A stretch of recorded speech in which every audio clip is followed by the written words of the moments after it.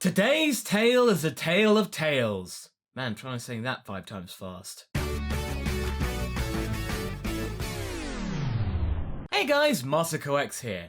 Now today's topic has been suggested by DarkFalcon3274, and it's a topic that has had many people guessing over the years, including myself. Thanks, Dark Falcon. This is all about the humble Saiyan tale in Dragon Ball. A thing we have seen ever since we first saw Goku in the original Dragon Ball series, but in Dragon Ball Super, it's all but disappeared. Not even Kaba, one of the Saiyans of Universe 6, has a tail. What's up with that? They've just vanished. Before we start to investigate the disappearance of these tales, let's take a step back and think about what got the tales where they were in the first place. How did they come to be? Put simply, Goku was based off of the character Son Wukong from the classic story Journey to the West. In fact, most of the early part of Dragon Ball was based around Journey to the West, including the side characters. Here is an example of one of the earlier character drafts for Goku.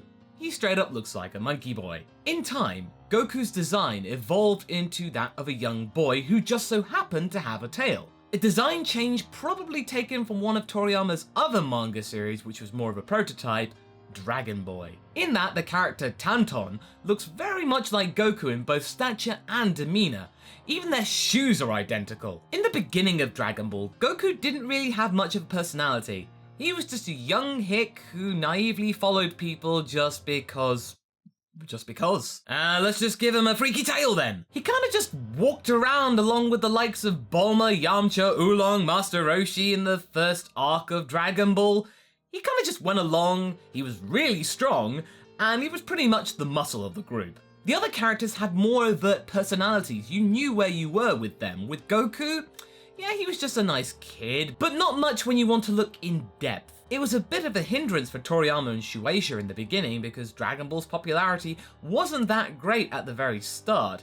Something needed to be done in order for it to survive. There needed to be more dynamism injected into the manga, so therefore, the Tenkaichi Budokai was created along with many other characters such as Krillin. Once fighting and tournaments were added, something that we mainstream Dragon Ball fans are very accustomed to, the manga and anime gained a very notable following, and it was just part of the journey for it to become a global phenomenon. Goku's tail made him stand out throughout the entire series.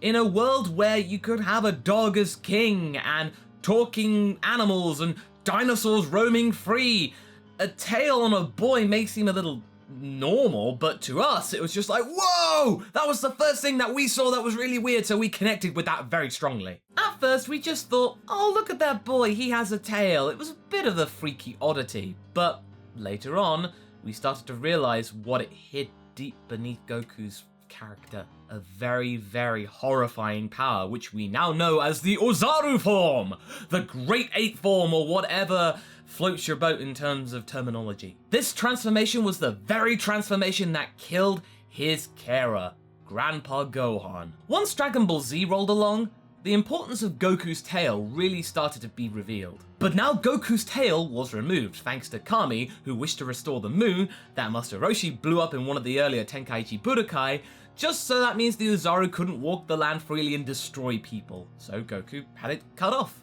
permanently. Nevertheless, we started to understand the importance of the tail through his son Gohan and his brother Raditz. It was the most obvious trait of the almighty Saiyan race, which had been brought to the brink of extinction thanks to the genocidal attack of Lord Frieza on planet Vegeta. All Saiyans are born with a tail, which is key for them to actually tap into the mighty Ozaru form and then destroy planets for their own selfish desires, and then subsequently, so that means Frieza could take over and then sell it on. Like the land shark he is. It's also handy to have because those tails are strong, and in a battle, it could prove very useful if your hands are tied. The Saiyan revelation changed the way we saw Dragon Ball forever, and to most of us, that was the first exposure we had to Dragon Ball, period. So Saiyans were there for most of us from day one. Okay, so what happened to the tails then? Presently, no living Saiyans actually still have the tails that they were born with the exception of Vegeta's little brother Tarbell. Goku had his permanently removed by Kami before he was 18,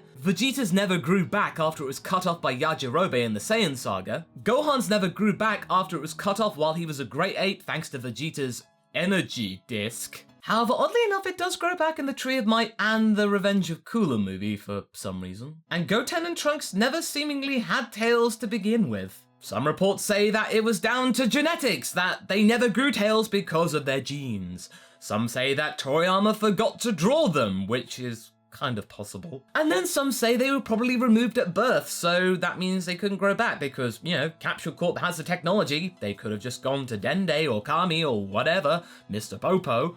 There are ways to do it other than technology. Magic, maybe? Up until recently, we really could only guess. However, in the super history of Dragon Ball to mark the show's 30th anniversary, Toriyama has shed some light on the decision to not really focus on Saiyan tails. In one of his main interviews, the whole tail debate was really put to rest with satisfying clarity. Toriyama got bored of drawing them, so he ditched them.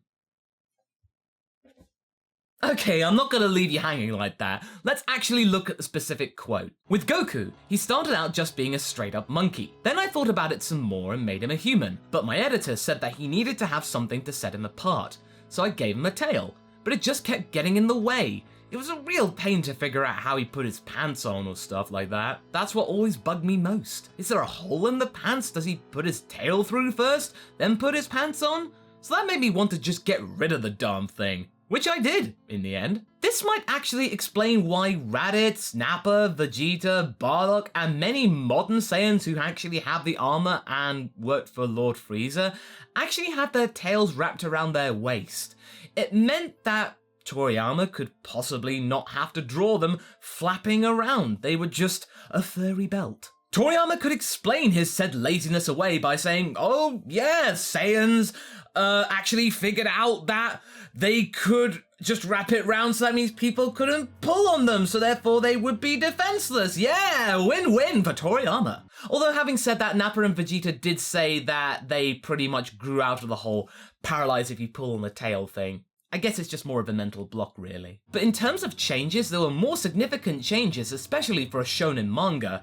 It wasn't just Goku's tail that was gone, he was changed into an adult, and that did not go down well with people at the time. I got a lot of pushback on that at the time. Apparently in shonen manga, changing what the main character looked like was a big no-no, but I didn't care about that. His head-to-body ratio made fighting hard, so I said that if the series was going to start focusing more on battles, then I needed to make him an adult. But this really shocked them.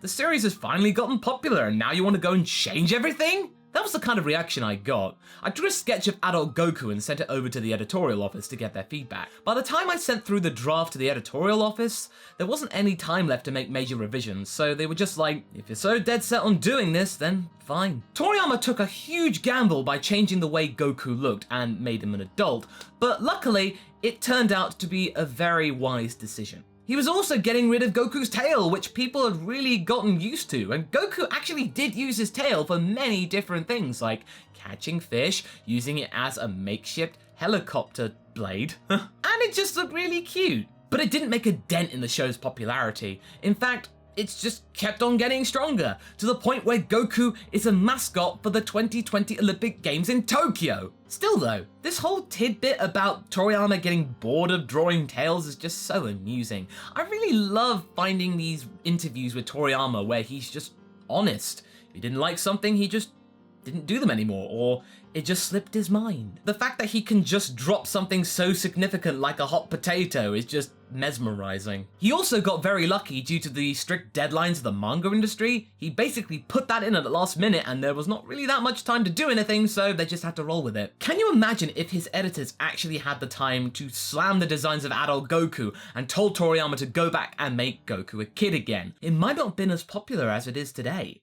It could have been very different. But I'm glad that we got what we got and nothing really changed in that department. But now it's commonplace these days for manga and anime to have time skips where the characters change somewhat. They get slightly older, their appearances change very significantly, and some characters get a different coloured jacket. Dragon Ball seems to get more and more revolutionary by the year, doesn't it? But I know what you're thinking. Dragon Ball GT brought back Saiyan tails, both with Super Saiyan 4 transformations as well as Kid Goku, so why did they bring that back then? But yeah, in some shape or form, Goku got his tail back. The Elder Kai chose to grow it back for him because Goku's energy was all over the place. He couldn't control it because Super Saiyan 3 and 1 were really hard to control. He just couldn't get a handle of it, so bringing back the tail made some sense. So with a giant set of godly pliers, they were able to pull it out of Goku like it was a ream of tape. Biology works in mysterious ways, don't it? It's just a further example of GT playing on the nostalgia of Dragon Ball fans. It couldn't save GT's tanking ratings at the time.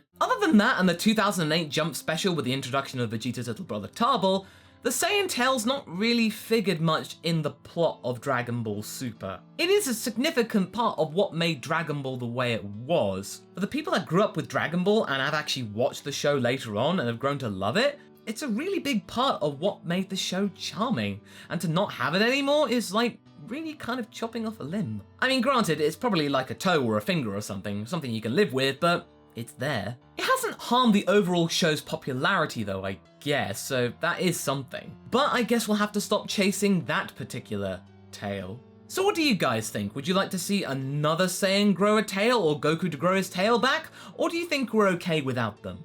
Leave a comment below and let's get this discussion going. But anyway, I hope you enjoyed this video. Until the next one, be sure to like and subscribe.